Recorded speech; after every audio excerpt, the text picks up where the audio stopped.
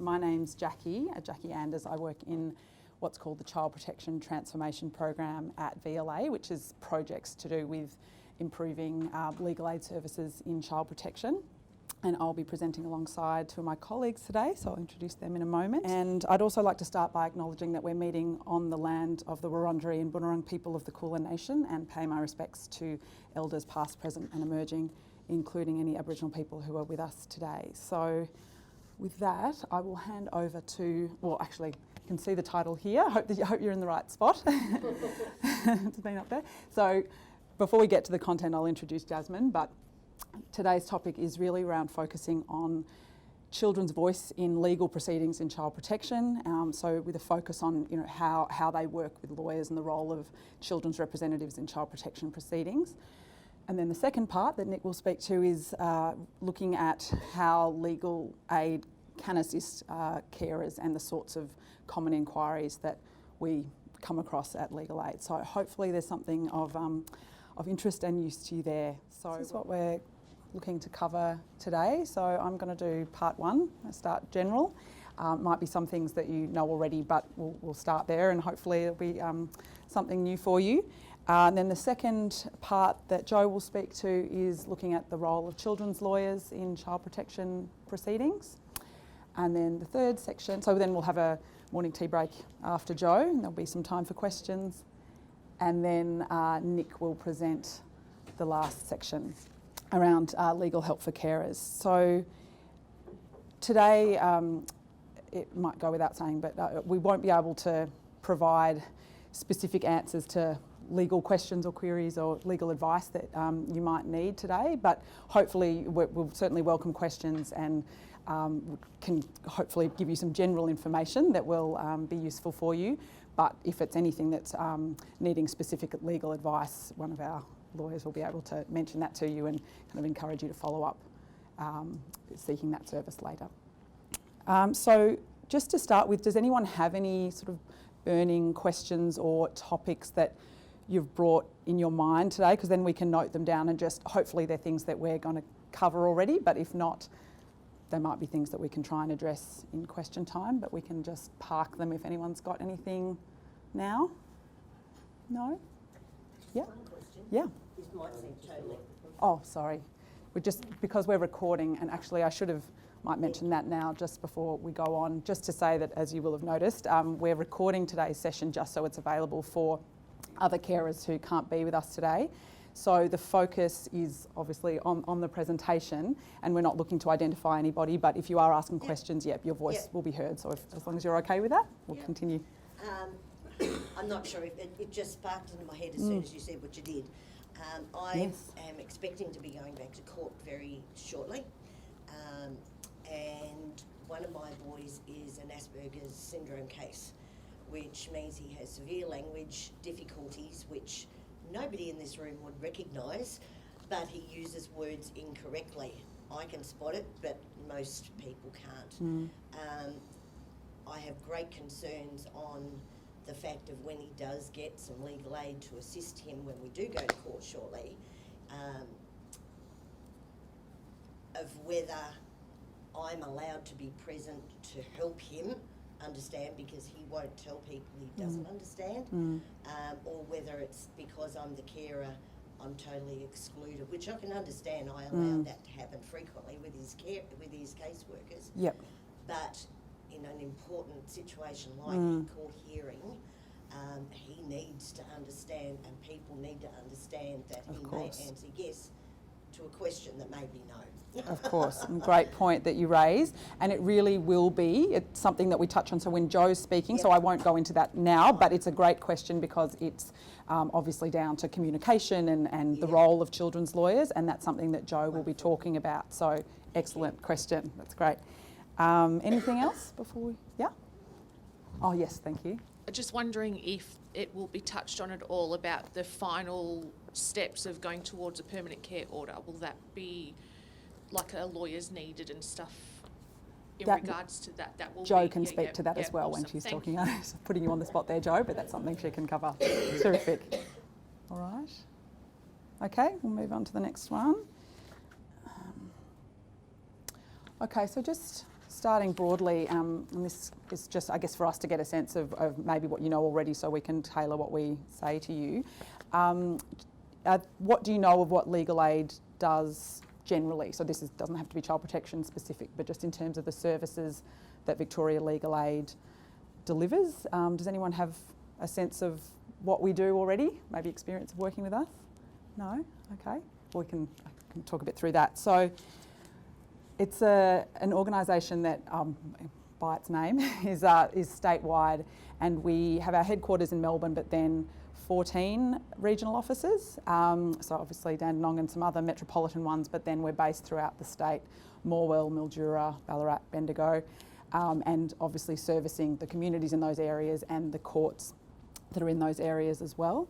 And our staff is, I keep forgetting the exact number, but it's well up over 800 now. So the majority of those obviously being lawyers or delivering legal services, but then there are some others in, say, a role like mine, a project worker role, and I'm a social worker by background, not a lawyer. So looking at the next slide, this gives you a bit of a sense of the scope of what we do. And so maybe what is, I guess, most familiar to people in general, particularly if they're thinking of lawyers, is really just that ongoing casework or the work in court that a lawyer might be doing with a client. And that is obviously a big part of what we do, but as you can see from the triangle, it's, I guess, really at the pointy end when things get to that, being at, say, trial in a criminal matter or at court. We also have duty lawyer services, and so that's really, it applies in child protection and in crime and other areas as well, where it's, if someone's turning up to court and they haven't previously engaged a lawyer, they're able to, at the first hearing stage, access some immediate assistance. Advice, which might be in person, but it's also something that's provided on the phone through our legal help service and by our teams at Legal Aid as well. And also information referral is associated with that too, particularly because we know that many times people's legal needs, they might need a service that VLA doesn't offer in the legal sense, but they also might have other needs that maybe a lawyer or a legal service is not maybe the right solution. They might need a referral to some other sort of social service, and so our staff can provide that too. Community legal education, like this session and many others, is also a big part of what Legal Aid does. For instance, running sessions in schools around young people's rights and the law with community groups, some on child protection related issues. A program called Settled and Safe is a big one that VLA runs.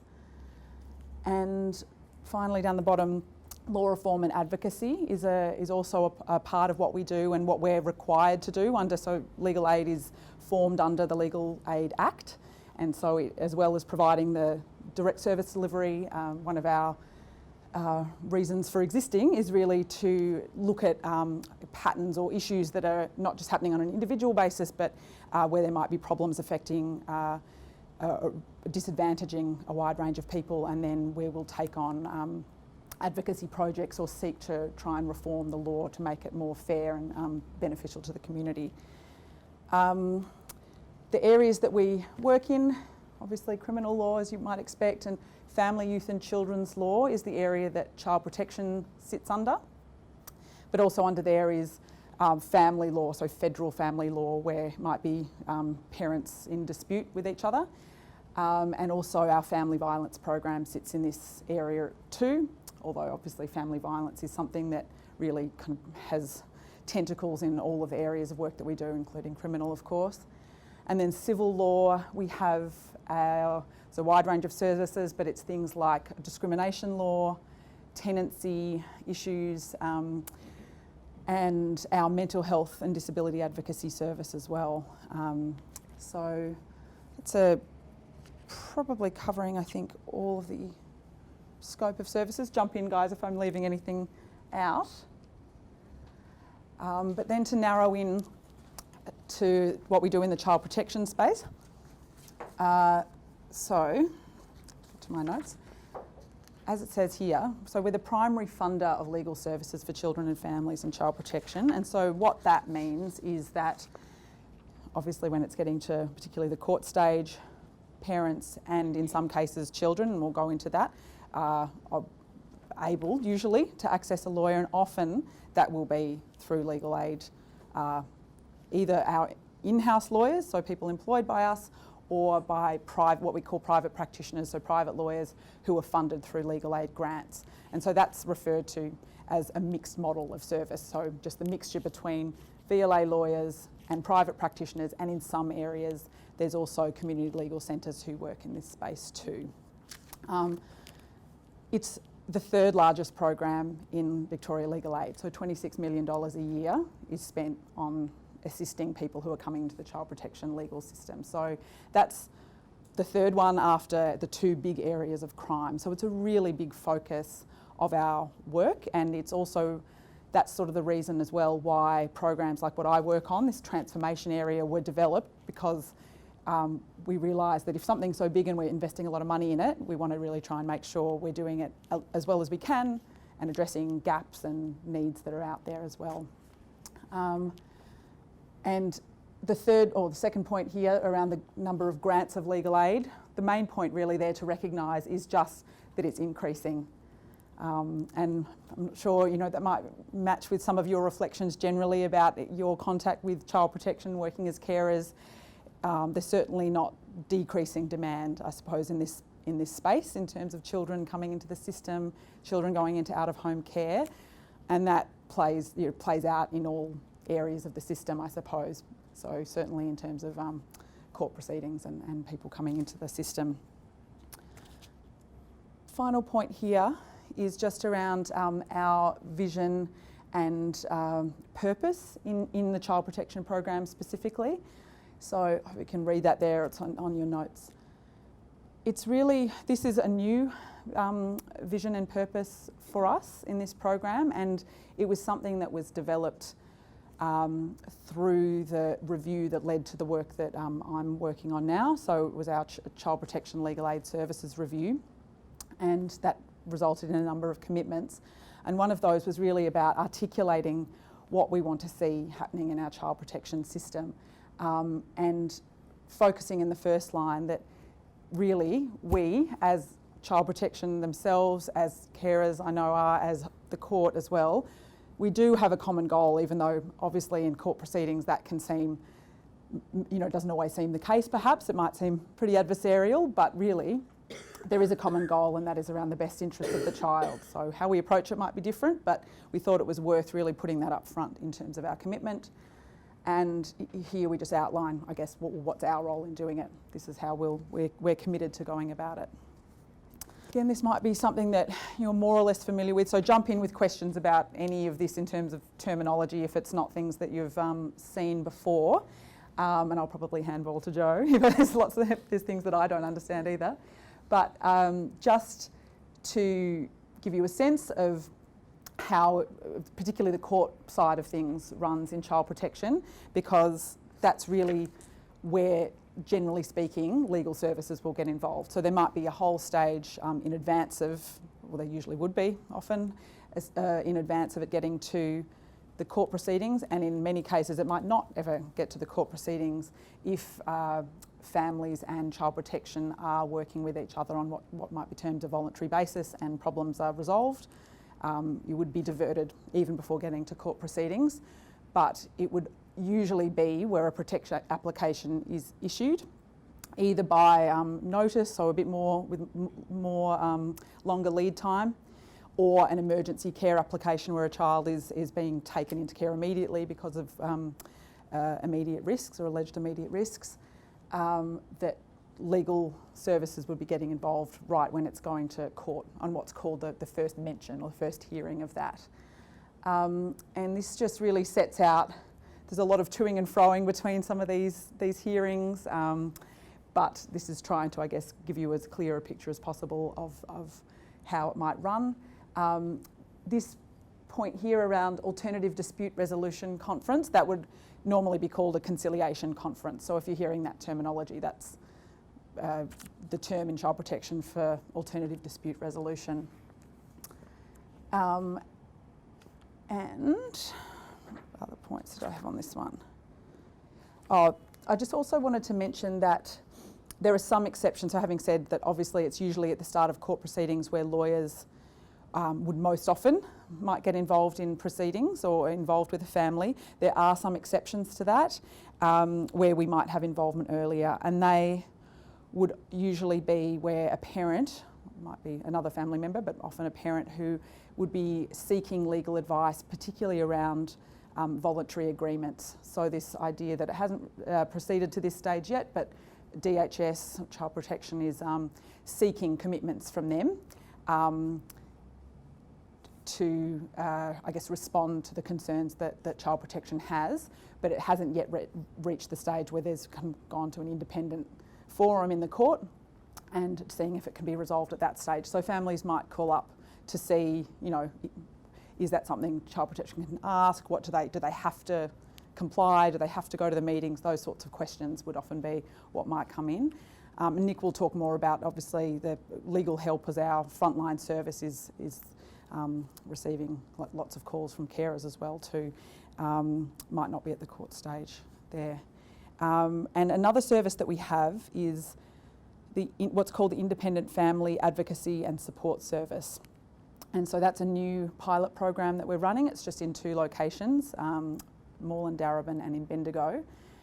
That's another thing that came out of the review that I was talking about, the Legal Aid Services Review in Child Protection. And it's after child protection concerns have been substantiated, so those concerns are there, but it hasn't gotten to the court stage yet. And in this, what might be termed voluntary phase, where there can often be some real challenges for families in engaging with child protection or understanding what their obligations are or how to resolve them.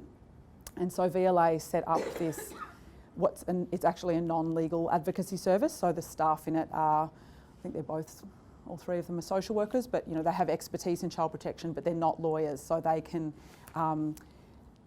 have involvement with, usually with the parent, and it's really to try and act as that circuit breaker, to stand alongside the parent and help them advocate for what they want and to understand what child protection is asking of them. And so we'll be evaluating that service, but it's based on evidence around this, you know, early intervention and really wanting to be a circuit breaker, I suppose, and avoid things progressing to the really acute end of court proceedings if they don't need to. So something that seems really promising at the moment, and we can get referrals from Child Protection or from any other sort of community services as well. Are there any questions about these proceedings, how they play out, or any terms that are up there? Yeah. What about a carer? Are they entitled to a lawyer or advice or anything like that? We are going to touch on sorry to say that I'm going to park things, but that's going to be some real focus of what we're going to talk about, what Nick's going to focus on in terms of what we can do with carers. Hi everyone, my name's Jo. I'm a lawyer at Legal Aid in the Child Protection team. So what I do is sometimes I act for kids and young people in criminal matters or intervention order matters, but the bulk of my time is spent in court, acting sometimes for parents in child protection court cases, but a lot of the time for children and young people in court cases, either as a direct representative, which is most of the time, or sometimes as what's called a best interest lawyer. So feel free as we go along to jump in with questions if there's something burning, or if I slip into legal mumbo jumbo, which can sometimes happen. We just want to start off with, I guess, the basis for children and young people's participation in court proceedings that affect their lives. So it's based on Article 12 of the Convention on the Rights of the Child. That's, I guess, quite broad, but there's an obligation on governments and institutions to enact that right in some way in legislation and laws. Because child protection is a state-based legal system, it can look quite different in different states. So for example, I'm from Queensland originally, and in the system in Queensland, 10-year-olds and young people don't necessarily have a direct lawyer in child protection proceedings, but in Victoria they do. Do you know if they do in New South Wales or not? Oh, you'd be testing me if we're jumping jurisdictions. I might take that question on notice. I think, yeah, we should just check to make sure that's right, but I think actually even younger children in New South Wales would generally have a lawyer, whereas say generally, as we'll get to, young people under 10 wouldn't have a lawyer here and they might in New South Wales. So in Victoria, the right for children's voices to be heard is made really clear in the Children, Youth and Families Act, which is the legislation that covers child protection court cases. No matter how they participate, the children's views and wishes are a really important part of what the court will consider when they're making decisions. So it's not always determinative, but it is important. And a really key section in the Children, Youth and Families Act is Section 10, which sets out that when making decisions, the best interests of the child must always be paramount. Decision makers need to consider the need to protect the child from harm, protect their rights and promote their development. And then there's a long list of other relevant factors in that section that the court will give consideration to when trying to work out what's in the children's best interests. And one of those is that the child's views and wishes, if they can be reasonably ascertained, should be given such weight as is appropriate in the circumstances. So when does a child get a lawyer? That's set out in the Children, Youth and Families Act as well. So the starting point in Victoria is once DHS Child Protection have started a case, once they've filed a protection application or some other type of application, if there's a child involved who's 10 or over, the starting point is they will get their own free lawyer to be a direct representative for them. Children who are, 9.5, anything under 10, the presumption is that they usually don't get a lawyer. And then there's another category of lawyer called a best interest lawyer. They're less common. There'd need to be a reason for them to be involved in the case. But in exceptional circumstances, there can be a lawyer called a best interest lawyer, and that's either where the children are under 10 and the court thinks there needs to be a best interest lawyer for some reason, or there's a child who's aged 10 or over who's not able to instruct a direct representative. So that might be due to intellectual disability, for example. I was just hoping for an example of an exceptional circumstance with a child under 10. That's a really good question. So in child protection proceedings, the Department of Health and Human Services will be represented by a lawyer, and of course their role is to advocate to the court what they think is in the best interests of the children. So there would need to be something exceptional, which meant that there would need to be an extra lawyer for that purpose. So maybe, for example, in sexual abuse cases, or where it's really heavily contested, heavily in dispute what is in the best interests, and the court thinks they need that extra layer of, advocacy. Something that gets also spoken about is, one of the starting point is also to note that the exceptional circumstances aren't listed anywhere. So it is hard to say what those circumstances are because it really comes down to the court decision. But I know when we were doing some work recently, the discussion was often around where it's contested and a difficult case, and particularly if it's late in the case and parents at this stage, for one reason or another, maybe aren't participating or they themselves don't have a lawyer. And that means that there's potential for otherwise that the department is the only party that is represented in court, and the magistrate might be of the view that they just need some extra pieces of the jigsaw puzzle that aren't coming only from that perspective. Can other professional services advocate for an exceptional circumstance with a child they have, or that's very court driven on what the court knows? That's a good question. An application would need to be made in the court case for a best interest lawyer. That's almost always done by the lawyer for the Department of Health and Human Services. During the first mention or around in the early stages? Yeah, usually in the early stages. I've just thought of another example as well, and it's similar to the example Jackie gave. If, for example, both biological parents are deceased and the child is, say, 2 years old, and the department's applying to the court for an order, that might be a situation where the court says, wait a minute, we just need another check on this. We need a best interest lawyer. How does a lawyer for children in this case differ from a regular lawyer? Because I guess I haven't had much to do in court and that, and I only have what I know from movies and TV shows about lawyers. And how do they interact and how do they differ from a regular lawyer to represent a child? Really good question.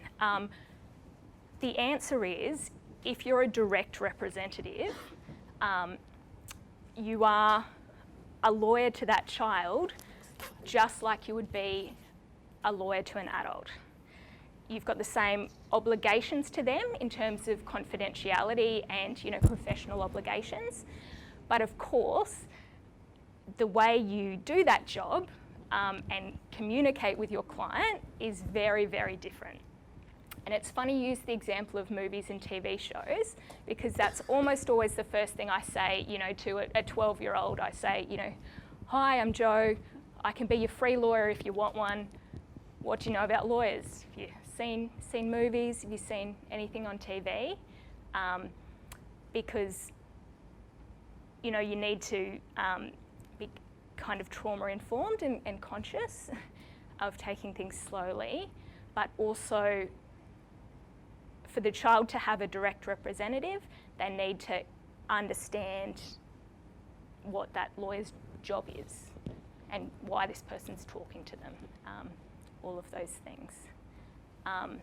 And the lawyers in this jurisdiction are quite specialised, and we're put through a lot of training, and Legal Aid has a lot of guidelines about how to appropriately do that. When the child is assigned a lawyer, in terms of direct instructions and best interests, I guess how would you say that lawyers would act where they're not intimidating, but obviously they'd want a certain outcome, or for the child to focus on something in particular in the court proceeding? Where I guess the thing is, my concern is children who are in these court proceedings are already, like you said, have experienced trauma, intimidation, abuse, and then someone like an authority figure, like a lawyer, how do you make it so it doesn't seem like the child is being like told off, or like you have to do this, and in more of a approach that's for children? So I'm not saying we're perfect at this or the system's perfect at this at all.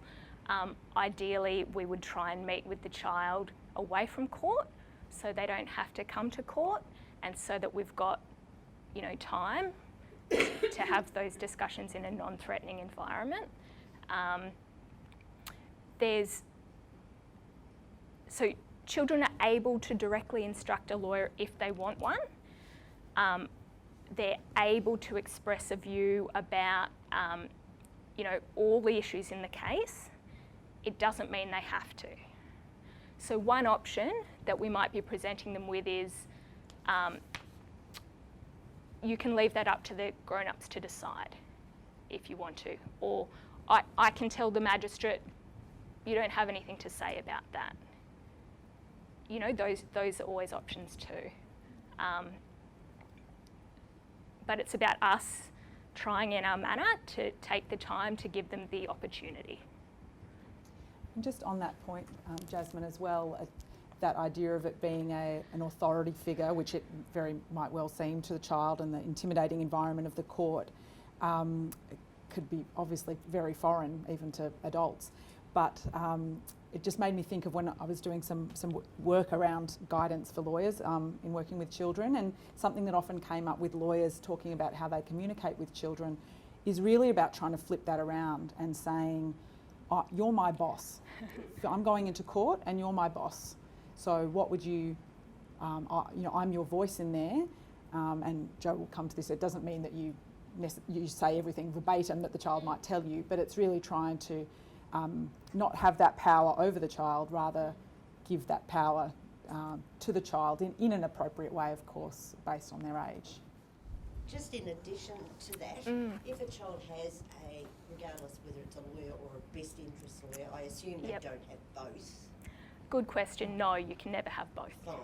Now, in that case, and the child communicates outside of the court environment to his lawyer. Yep.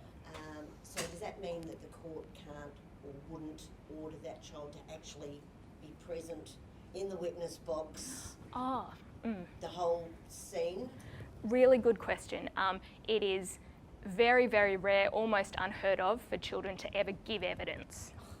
Most of the time, they don't even come. Most of the time, they're not at court, if we can help it.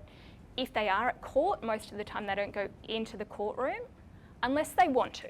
And I've had child clients who want to be in the courtroom to hear what happens, and they're entitled to do that. But rarely, if ever, a child will be in a witness box. There is actually what's called a practice direction of the Children's Court saying that children, that it's in favour of them not coming rather than coming, like recognising that they do have a right under law to be there, but that the practice would normally be that they don't need to come because of these very sorts of issues, particularly when they're young. So this slide's just about the difference between direct instructions lawyers and best interest lawyers. I think we've probably covered most of that. The main difference being direct instructions, firstly you have to, as a lawyer, you have to be satisfied the child can provide you instructions. And then once you're satisfied, you need to act in accordance with those instructions. You've got the same obligations as with an adult client about confidentiality. So, you know, you're talking to the child within a bubble of confidentiality, and I'm not telling anyone anything unless you give me permission. And you need to meet with the child alone. The best interest lawyer is different, not bound by the child's wishes, although you do need to inform the court of those. And you make an independent assessment about their best interests. But by far the most common is the direct instructions lawyer. Capacity to instruct. So the law assumes that as soon as they hit 10, they're able to instruct a lawyer. And so at the first meeting with the child, the lawyer will be checking whether that young person or child can in fact instruct a lawyer. And so that's, you know, being able to understand the difference between child protection and a lawyer and the court, and be able to communicate views about matters in the court case. It's not black and white, and our obligation as a lawyer is to facilitate children to express their views and wishes to the fullest extent possible. So what will the lawyer discuss with the child? This is assuming that we're a direct interest lawyer at this point, although you do need to, with best interest lawyer, you do need to get the views of a child if they are able to express those to you. The lawyer will discuss their views about the protective concerns in the case in an appropriate way. Their views about, I guess, proposed court orders or proposed court conditions, which might be things like contact with family, or which school they're going to be going to, or who is going to be making the big decisions about their life, whether it's still mum and dad, whether it's their permanent carer, whether it's DHS, and their views on any proposed rules that the court might put on an order. So you ascertain the child's views, if they have them, about those issues, and then your job as a direct representative is to fight for that in the court case. It doesn't mean the magistrate ultimately, decides what you're arguing on behalf of the child, but as a direct representative, that's your job. Sorry for all the questions. No, it's great. I'm thinking, how often would there be, I'm trying to explain this right, so to give direct instruction, they need to grasp how transparent are you about the reality of the case so that they have full understanding, because I would imagine, and a lot of the clients that I've worked with before, they just want to be home. There's no real grasp, the gravitas of the case to them. How transparent are you with them so that they have a full comprehension, as much as they can, without issues of re-trauma and all that stuff as well involved? Yeah. If they're instructing me to argue that it's in their best interest to be home, that's the argument we try and make. Doesn't at all mean it's going to be successful. As their lawyer, I would need to, in an appropriate way, talk through some of the worries that the magistrate and DHS might have about them going home right now, and ask them what they think about those worries.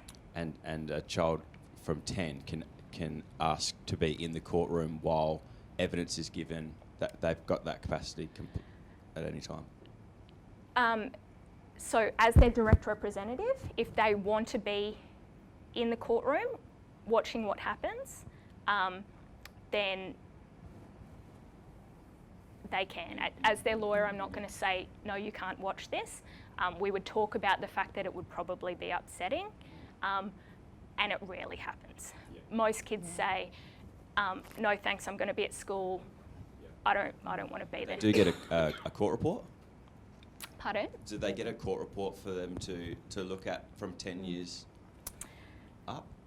Yeah, so I think the department's required to serve the court reports if they're 12 or over. Okay, cool. That's what I wanted to know. Yeah. All right. If a child asks me for a copy of their court report, I would give it to them, but we'd first discuss that there's probably some upsetting things in there, so they're not surprised. And most of the time it would more be me talking them through, the key issues instead of just handing a report to them. The magistrate can also exclude people from the courtroom as well. So if a child happens to be at court on the day, but the magistrate has that perspective that what's going to be discussed is highly distressing for the child, they might be making the call to not have the child in the courtroom. And also there might be applications to, correct me if I'm wrong, but to redact the parts of the court report. So then before it is handed over, if there's particularly distressing content in there. But again, that's not something for the direct representative, not their decision, but it's something that, for instance, Child Protection might be making that request of the court. Parents as well can even advocate. Can my child leave, can advocate to the magistrate that? They might request it through their lawyer as well. Yep, they might request it through their lawyer. So I guess, this is just some more detail about what a lawyer would talk about with the child. A big one being, my job is to fight for what you tell me to fight for. You're the boss of me, but the magistrate's the big boss, and we might fight for it, but don't always win those fights. The magistrate might make another decision about what's best for you.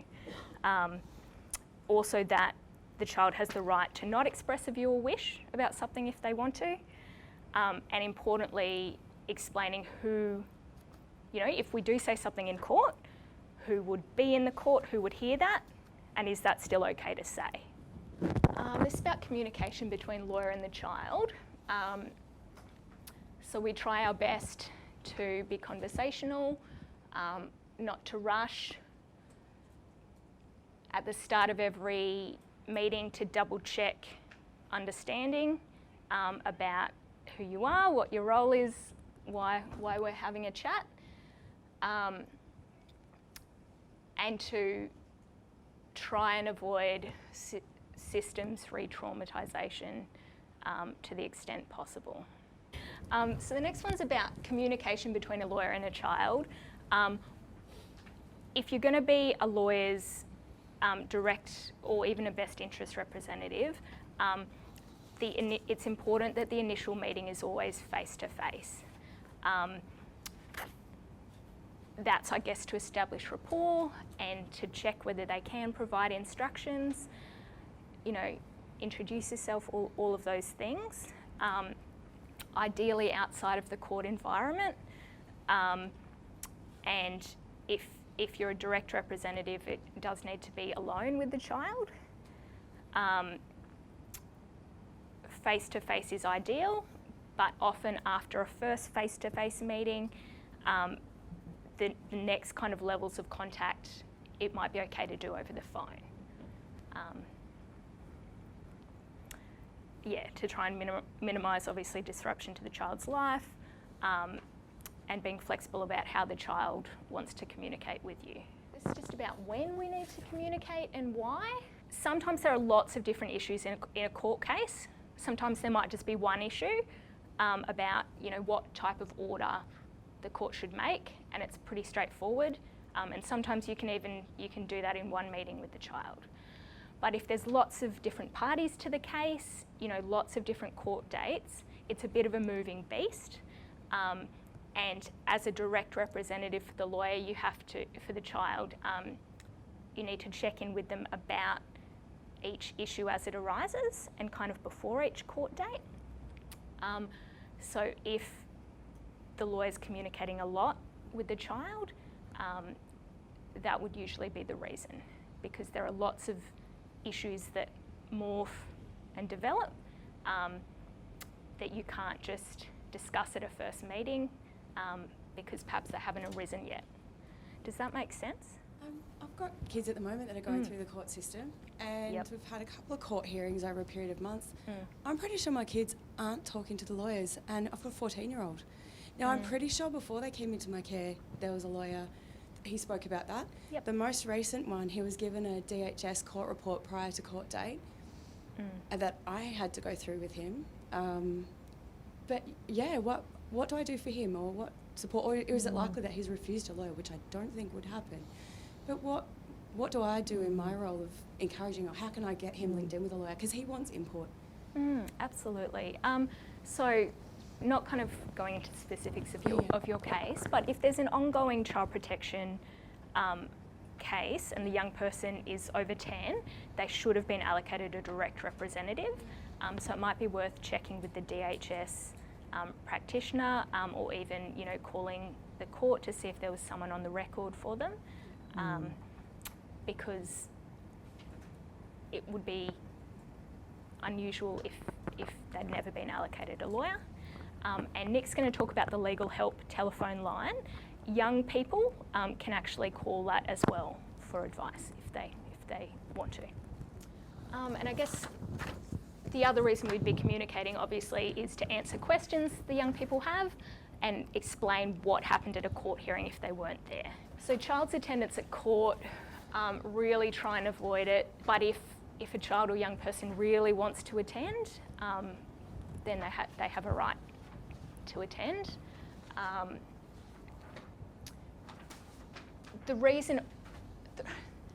Often the reason children end up at court, particularly on a first court date, is because it's been a protection application by emergency care.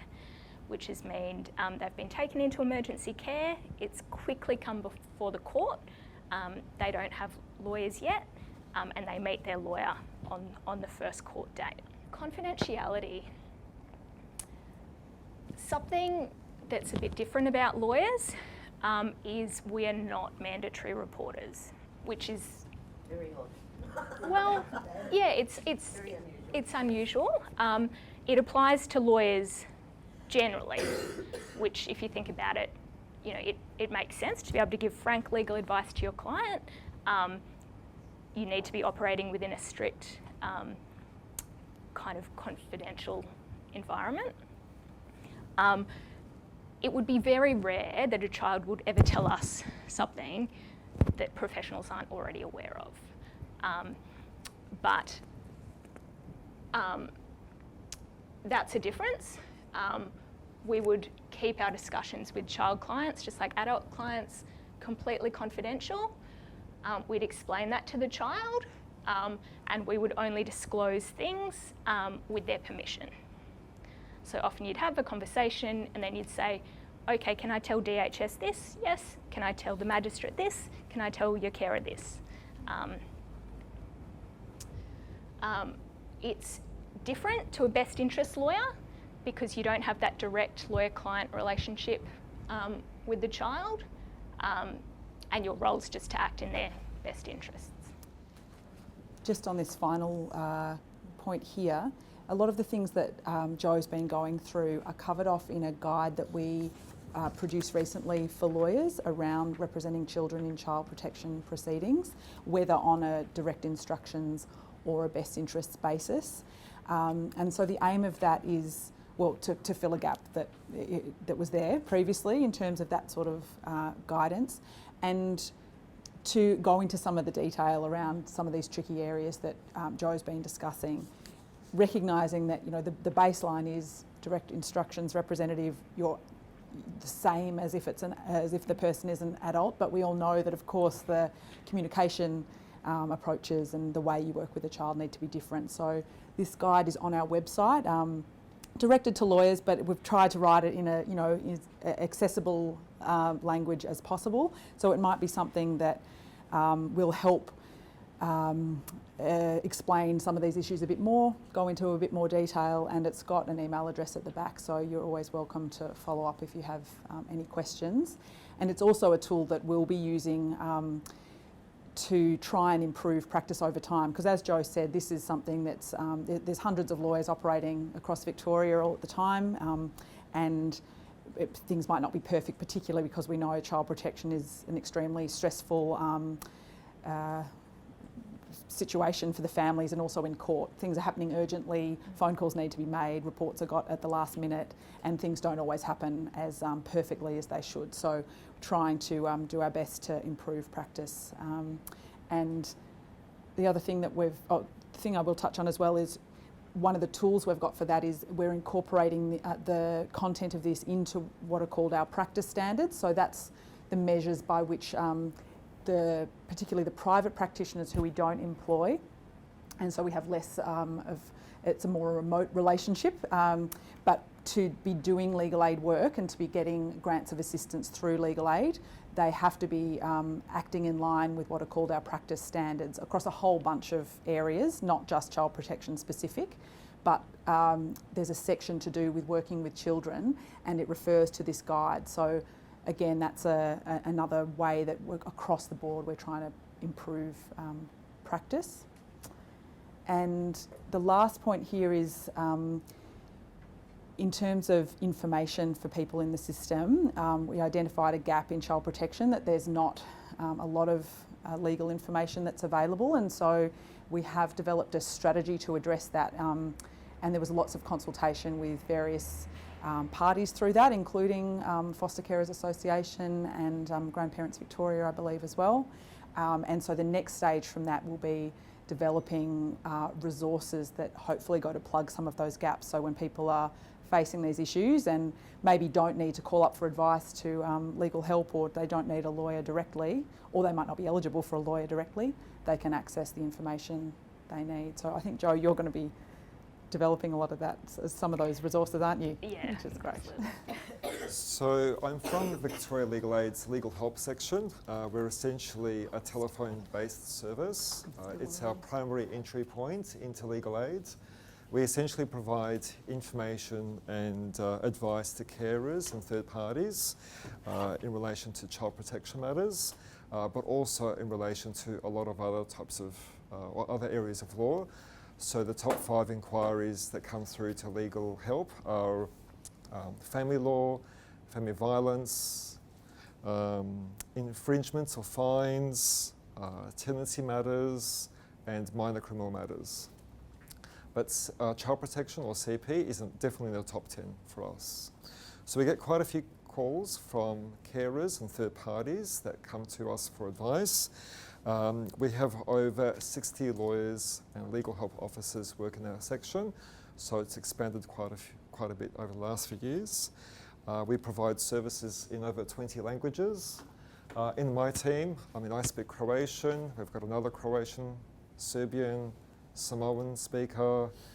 We have someone who speaks in our team Spanish as well. If you just bring it out across legal aid, we've also got quite a few languages, a lot of Asian languages as well. So we try and accommodate and make ourselves as accessible as possible to the community.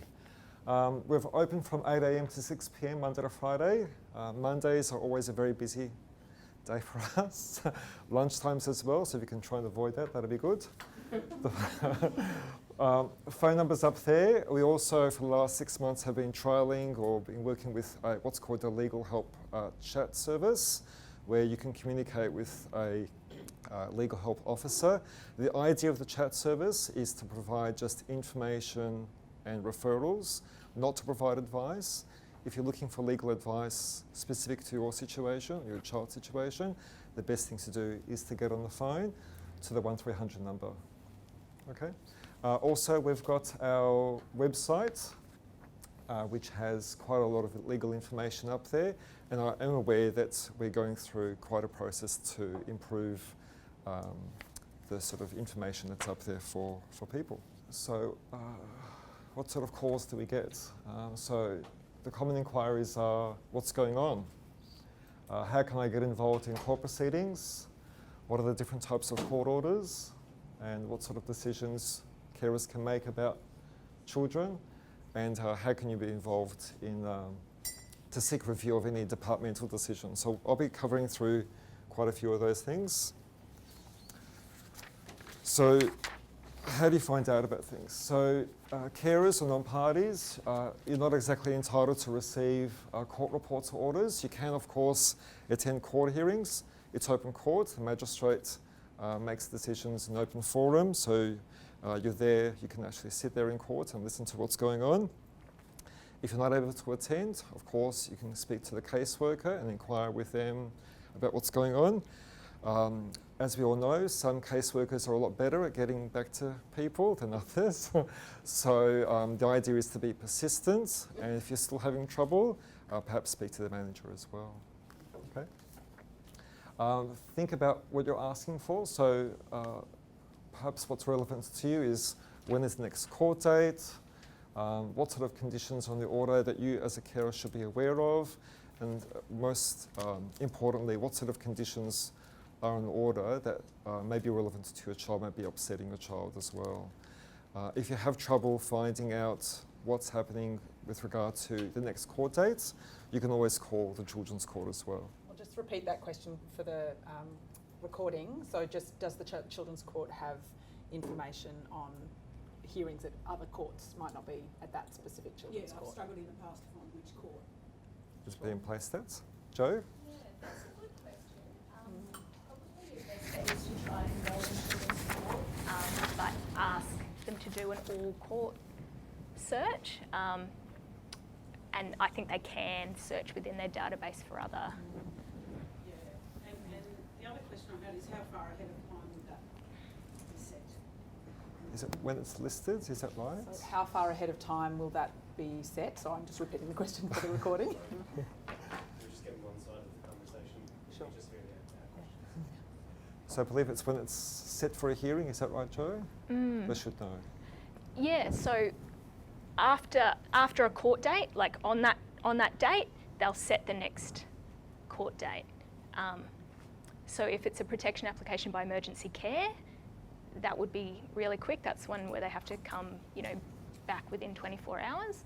But anything else, if there's an ongoing case, you should be able to just find out the next court date. And it might be several months away. Yeah. Particularly if it's going to, say, a conference or a contested hearing, it would often be, wouldn't be happening in the next couple of weeks. It would be several months down the track. But it'll be, on the previous hearing date, they will have made the new date. Yeah. So the court should know when the next court date should be, so they should be able to tell you when it is. But of course the caseworker is there to help you as well, generally speaking. I'm sure you'd be interested in perhaps sometimes wanting to participate in proceedings. So you can formally participate in proceedings, or what we call make a joinder application. I suppose it's important for you because it means that you have an opportunity to have a say in the proceedings about what sort of decisions should be made for the children. You can also access protection and disposition reports, and you can also tender or lead evidence in court as well and cross-examine other witnesses too. So that's quite good. There is a particular process to go through. It's not a formal process per se, but essentially, as it says up there, turn up to court early, find out which courtroom the matter's listed in, let the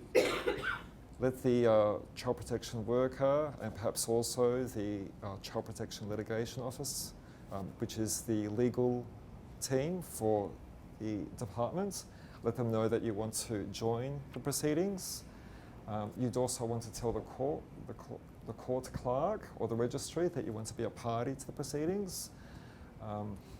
Basically wait for the matter to be called into court. You'll hear it over the speakers, and then you get to sit at the bar table with all the other parties. And the magistrate should be aware that you want to be involved in those proceedings there.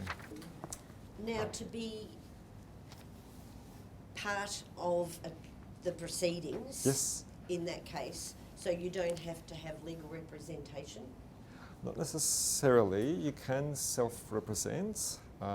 However, and we can, I believe you can also apply for a grant of legal aid, but it's a fairly limited scope in terms of providing a grant of legal aid through a panel lawyer.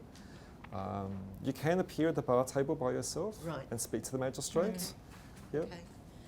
Just one other question. My understanding is I'm a kinship carer. Yes. That kinship carers are not entitled to any legal aid, is my understanding. Can you say if that's correct or not? I believe you can make an application for a grant of legal aid. Jo, do you know more about this? I know it's been changed recently, is that right? It's been changed recently in that at court the duty lawyer can often give just legal information to carers who are wanting to be joined. So sometimes I do that at court, just explaining to a carer physically how to ask the magistrate to be joined, but then you'd go in yourself and sit at the bar table and talk to the magistrate and basically explain why you want to be added into the case. I think that grants of legal assistance through legal aid are pretty limited for carers once you're joined. But lots of people parents often self-represent in these proceedings as well. So I know it's intimidating, but it's an option. Okay. And the magistrate my understanding is the magistrate goes out of their way in order to accommodate people who are not legally trained, so to speak. Is that right, Jo? To some degree? Most of the time.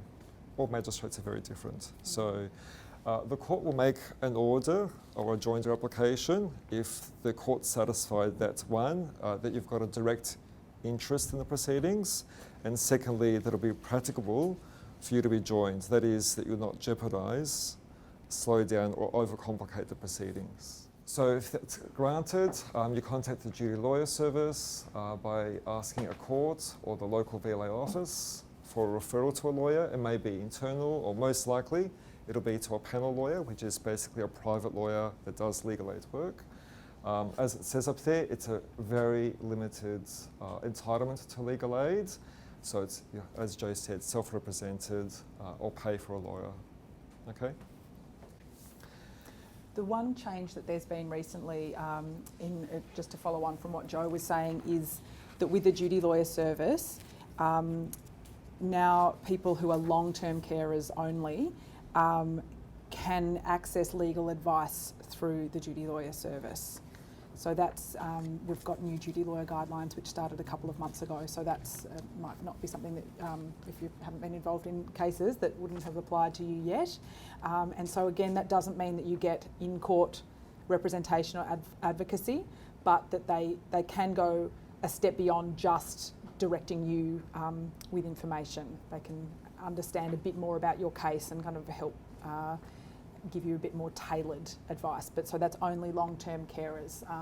So if in doubt, call legal aid to find out. But it's a new provision. What is considered a long-term carer? What is considered a long-term carer? Joe, is it with someone with the new long-term care orders that are being made?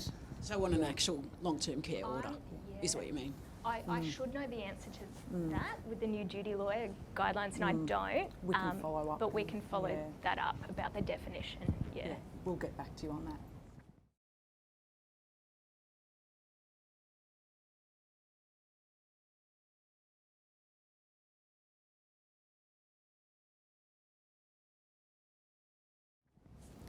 In terms of what legal help can do, so we have lawyers who provide advice in child protection matters, so we can assist you with perhaps discussing the distinctions between different types of court orders that can be made.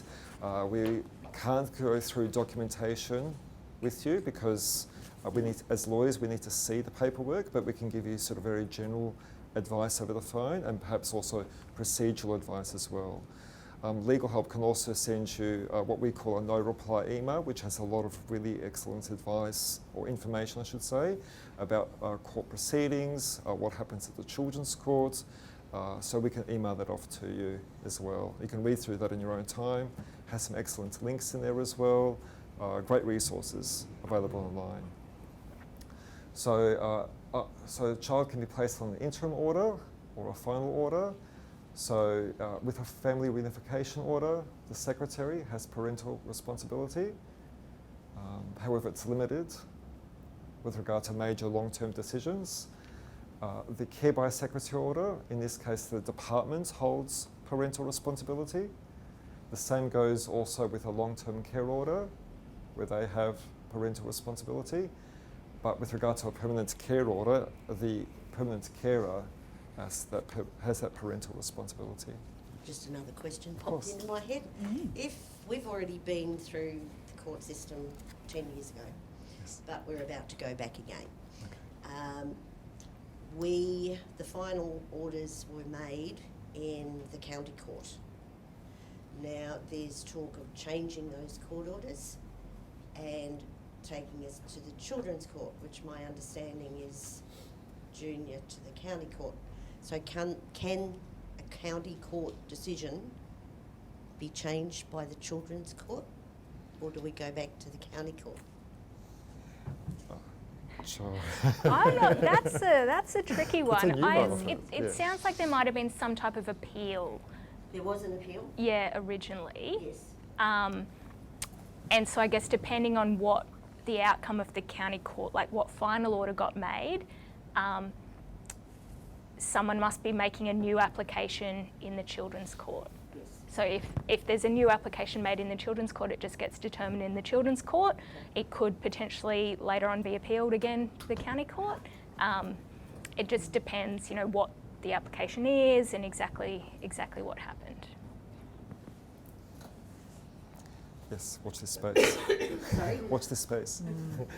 Okay, so in terms of the types of orders, the decisions that you as a carer can be made, they're set out in two types of authorisations. One's a standard authorisation. It applies to accredited foster carers or permanent carers with a child in their care on an interim accommodation order or a protection order, which gives parental responsibility to the secretary. So that covers things like routine medical and dental appointments, education-related activities in Victoria, school photos, even haircuts. The second type is a child-specific authorisation, which is issued by the department, and that's for kinship carers. That sort of information you can find in the department's Child Protection Manual, which is available online, and the website's in your slides there. I would imagine at some point you may or may not want to seek a review of a decision made by the department. So all children should be under a case plan of some sort, and the manual states that you as carers should be involved in developing the case plan. So if you want to be involved, you can speak to the department or caseworker about it. You can ask for a copy of the case plan as well, if you haven't got one. You are able to seek what's called internal review of a departmental decision, but unfortunately you're not able to seek a review of a court decision. Okay? So that's an important distinction. There is, Legal Help does have an email that I mentioned before. We can actually send you off an email which has the template and application form where you can seek internal review of a departmental decision. So Is the CP manual site something that you're looking at in general? Is that a familiar part of the DHS website for you, maybe for some or not? Yeah. Yeah. I just mentioned it because obviously these sorts of things are, those processes are the provision of DHHS, but of course they're the things that might get asked to legal aid. And I guess we're just mentioning that there because I know for myself it can be such a complex web that often my starting point to try and understand what should child protection be doing, so what is their policy even saying they should be doing, and that can help you gauge, well, is that what is happening in my situation or not? It can be a really good resource to help you, so you don't feel like you're starting blind, I suppose, on even knowing what should be being done. So I think that question about case plan is, that's a really good example on that front because it does state in that manual around who can be involved. So it's, I guess if that's a situation where you haven't been involved or you don't have a copy of the child's case plan, and maybe someone's questioning why you would even want it, it's perhaps good to have in your back pocket that that's what the Child Protection Manual does say, and that's a public website, so maybe worth a scroll at some point. Any questions about what I've covered through, or yes? In regards to the joining the proceedings at a court case, rather than doing that, is it possible to have like an impact statement from the foster carer put in To court? Yeah. So instead of making an oral submission, yes, perhaps to make a written submission to the magistrate. Is that what you're asking? Yeah, like rather than being asked to join the proceedings, okay. Like is it possible to have something written that the magistrate can see from another aspect of what's going on? Is that possible? In the child's life? Yeah. Joe, I don't put you on the spot again. I know what you mean. It would have to be, so it kind of depends what's going on in the case and what the arguments are about. Yep. Say I was acting for an 11-year-old who really wanted to stay with their current carer. So say I'm the lawyer for an 11-year-old who really wants to stay with their current carer on a permanent care order, but the department, through their lawyer, might be arguing for a family reunification order, trying to get back home to dad or something like that. If I was the lawyer for the child, trying to, I guess, gather information for the court to use in what we're arguing for, then we might ask, the school or the carer or other people for information that we can hand up to the magistrate. But if you're not a party to the proceeding, you're not kind of sitting in court, I guess, directing the case in any way, if that makes sense. So someone else would need to be tendering that, someone else would need to be giving it to the magistrate. Okay, so we've Yes. got a really good relationship with the case manager. Yep. We could do that, and then they take it on our behalf that the magistrate could read the other aspect of the child's life. So absolutely. So you could give it to the case manager. They would give it to their lawyer if it was, I guess, needed or relevant to whatever was going on in the case. Then that lawyer could decide to give it to the magistrate. But I guess there's no, just because you write it, there's no guarantee that it's going to be, unless you're a party. Okay. And then It would definitely. you can try and give it to the magistrate yourself. Does that make sense? Yeah. So there'd be no, just anyone who's not a party would just generally not have an inherent right to give any information because they have No. no standing in the case, Yeah. despite you obviously having a critical role in the child's life. But in terms of the legal proceeding, it would need to be sort of channeled through a party. Yeah. Can you be refused to be a party to the proceedings? Brilliant question. So what will happen is, you tell the DHS lawyer that you want to be added in, you tell the clerk that you want to be added in, the case gets called over the loudspeaker, everyone goes into court, all the lawyers are kind of sitting at the table at the front. Because you're asking to be added in, you kind of come and sit at the table as well. And then the magistrate talks directly to everybody. They'd usually start with you and say, I hear you want to be added into the case. What are your reasons for that? And then you just explain that to the magistrate. And then the magistrate will go along the bar table and ask each other party what they think about that. So they might say, is the department supporting this? And the department might say, we take no position, or yes, we support it. They might ask, the lawyer for the father, are you supporting it? Are you not supporting it? They might say, no, we're opposing it, we're arguing against it, and they make some arguments against it. And the same for the lawyers for the children. So there can be, I guess, argument before the magistrate if everyone doesn't agree. And then the magistrate makes a decision. Does that person have a direct interest, and is it practical to add them in? So everyone kind of has their point of view, and then the magistrate decides. So you can be refused, yes. Does that happen very often?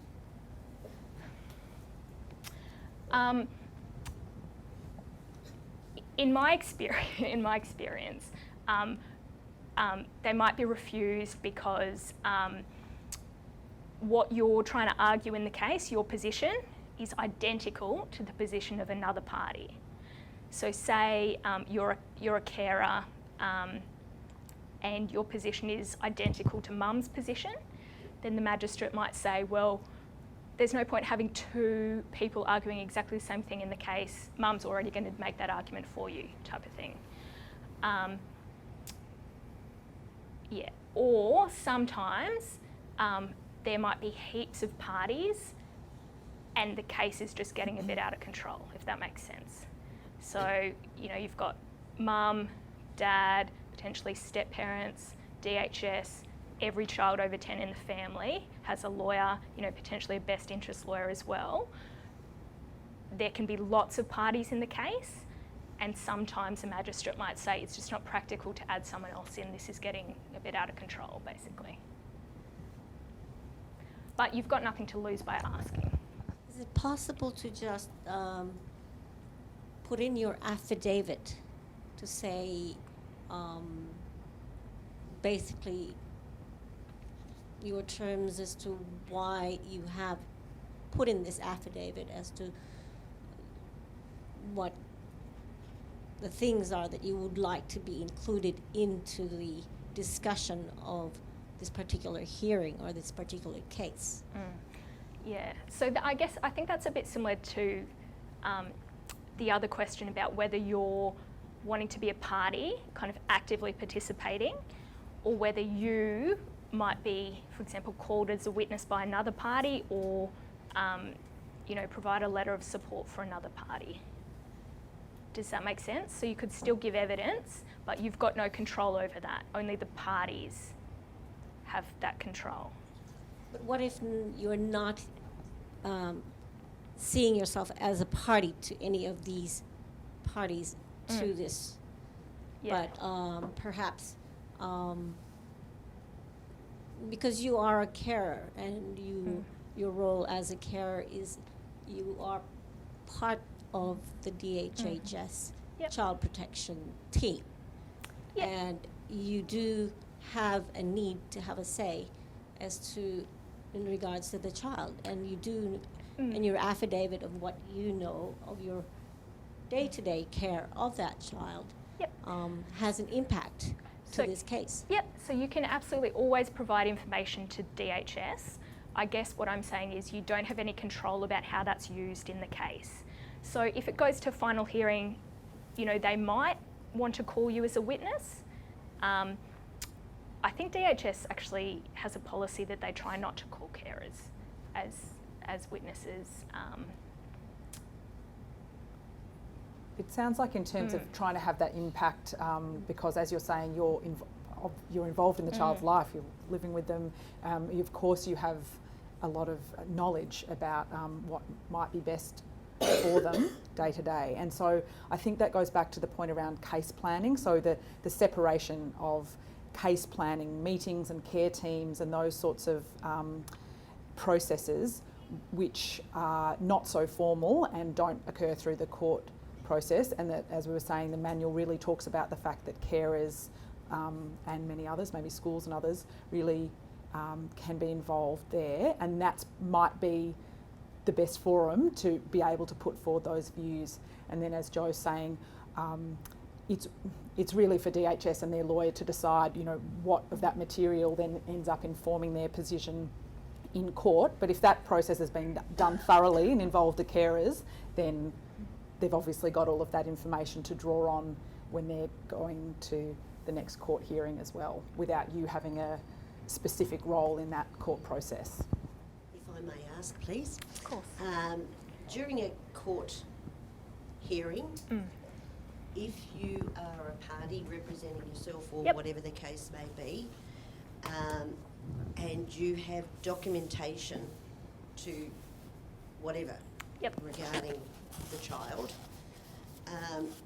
does that documentation, is there any law or correct way that all these documentation has to be issued to the court prior to the hearing so that all the other parties get a copy, rah-de-rah-de-rah-de-rah?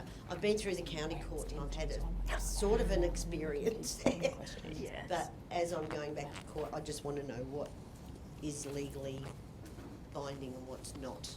So if you're a party and you have documentation you want to present to the magistrate, does that have to be stamped by the court and copies issued prior to that hearing for that to be allowed to be presented? It really, and this is going to sound like such a vague answer, but it really depends what the court date's for and where you're up to in the court process. Right. So most of the court dates might just be called things like mentions, which are often just almost a quick court date with no evidence being heard. Yep. Sometimes there are court dates called submissions contests, and that's where there's a lot of argument from, like, there's no witnesses called, but the lawyers and self-represented parties kind of argue directly to the magistrate about the temporary order called an interim accommodation order and what should be on that. And it's sometimes when that's happening, people hand up, you know, like this is a letter of support from the child's school, for example, if it's supporting the argument you're making to the magistrate. And the general rule is anytime you give something to the magistrate, you need to have shown it to the other parties first. So can it be refused if you haven't done that? I'm not wanting to kind of give you specific advice because No. it's So there's no law to say what will it, that it couldn't be. So it's up to the mood of the environment at the time. once you get to the final hearing by evidence, Yep. you know, there are rules of evidence and Yep. and kind of procedural rules and things. But often early on, you're having what are called submissions contests, where you're just verbally arguing things to the magistrate and asking the magistrate to make a decision. and often in those situations people hand up supporting documents, and the general rule is, you know, out of fairness, you have to show everyone that or give them a copy before it goes to the magistrate. It's a good point on that. I can't think of the exact wording, but it is in the Act, in the Children, Youth and Families Act, if you want to go trawling through legislation. But it does talk about the fact that despite it might not feel very informal because you're going in and the magistrate's up on the bench and there's lawyers everywhere, but the way the child protection legal system is set up is to be more informal in terms of its proceedings than, say, criminal trials, and so hence the submissions that might just be argued verbally from the bench without cross-examining witnesses or anything like that. And it gives, I forget the exact wording in the legislation, but it talks about the magistrate being able to inform themselves in something like in any manner they see fit, or they can choose to take information from sources that they think will help them make a decision in the best interests of the child. So I guess it goes to that point there around really a lot of it will come down to the magistrate working out what might seem like a sensible way forward, and what information will be useful to the case.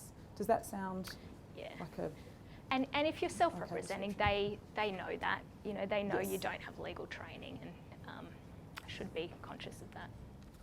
As a carer, what ways you could prepare your child for court? What kind of things could you let them know to expect from, like, the environment and who will be there? Is there any way to make it less of an overwhelming experience for them? Is there anything that you could give advice-wise? That's a really good question.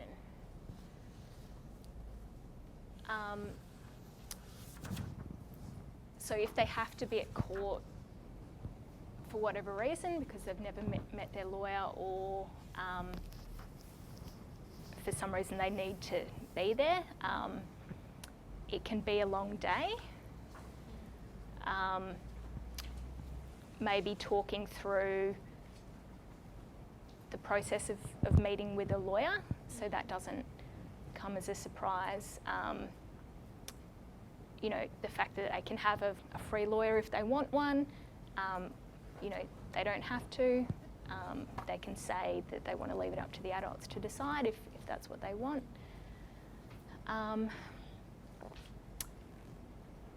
You know, don't have to physically go into the courtroom if they don't want to. If they don't want to go physically into the courtroom, is there a safe area that they can wait? What is that area like? Is it just a room with chairs? Because I've been to the family court, not as a participant, but just been in there, and I remember I felt quite overwhelmed because there was the metal detector, and you had to take all your things off, and I had a camera in my bag, and they were like, no cameras. And it was only because I was doing a photography thing around the city. It wasn't to take photos and film. And it was just those little things that I noticed, like even the kind of sitting and waiting, and then the name, like things like that. I think, like, it might not seem important, but it'd be great for, like, okay, we're going to go here, and, you know, this will happen, and then you can wait in this room, and what it will be like, and that kind of thing. So what is it like if they were not going into the court? What would the child be doing? Yeah, good question. I think it's different at every court. There's some spaces are better than others.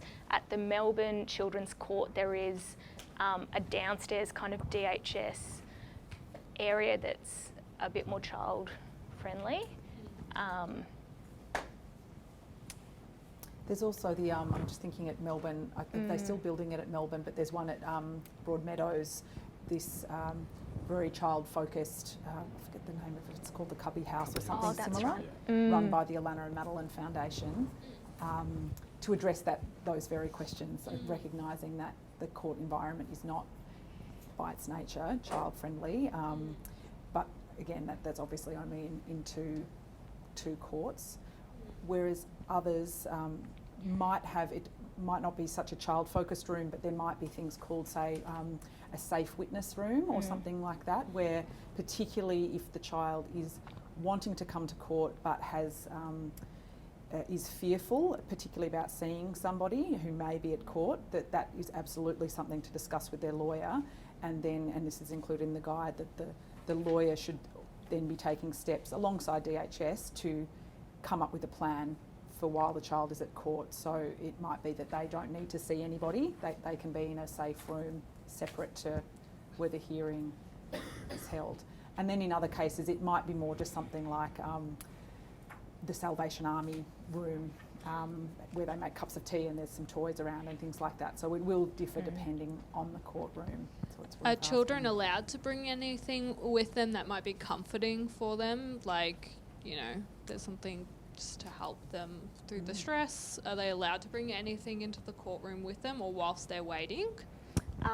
Definitely whilst they're waiting. So anything that can, and you know, yeah, you reminded me that there's the intimidating walking through security process, but anything that can get through there, you know, like gaming things, colouring things, lollies. Yeah, I was going to say, when I went to the Melbourne one late last year, and they've got Xboxes and things there. It's like really nicely set up, and then there's a window where people can work while they also kind of observe. And there's a worker in there that monitors the children. That's right. And they can all kind of play together. And I know at another place as well, they encourage, if you've got an iPad, the children, they can find a space that if they, like a room, if they want to play on their iPad and they've got, you know, Nintendo Switches and stuff that they can bring, they can also they kind of make space for that while they're outside of court. Yep. Yeah. Any other questions? Down at the back. Just with these particular orders, court orders, is there a duration for each order? Yeah. So the ones on the slide are just the ones where the child is in, not with a parent. Basically, there's one more. It's called an interim accommodation order, and that's like a temporary order that happens while the court case continues, and that can change throughout the court case. But the ones on the slide, so a family reunification order can only be made the first time, so that all the time the kid's in out-of-home care adds up to 12 months. So they might have 3 months on an interim accommodation order while the court case is continuing, and that means that they can only get another 9 months of a family reunification order. And then after that, it can only be extended for another 12 months. So maximum 2 years on a family reunification order. A care by secretary order always lasts for 2 years unless midway through the department decides to convert it to a family reunification order. That happens really, really rarely, but it does happen. So care by secretary orders are always 2-year blocks, and then a long-term care order lasts until the child turns 18, and similarly with a permanent care order. So I've explained to you my situation. So the care by sec order, how many times can that be renewed? Can that keep getting renewed until 18? So not commenting on specifics, but generally the law says that after 2 years in out-of-home care, the department and the court should look to long-term permanency planning. So if available, should be looking to a long-term care order or a permanent care order over just a series of care by secretary orders. There's no limit. They can keep keep having the 2 years, but usually that would only happen where there's no long-term carer or permanent carer available. Well, so thank you so much for coming. It's been, I think, a really terrific session from our point of view. I'm glad to have you all here with such great questions. So I hope you found it useful. Thanks.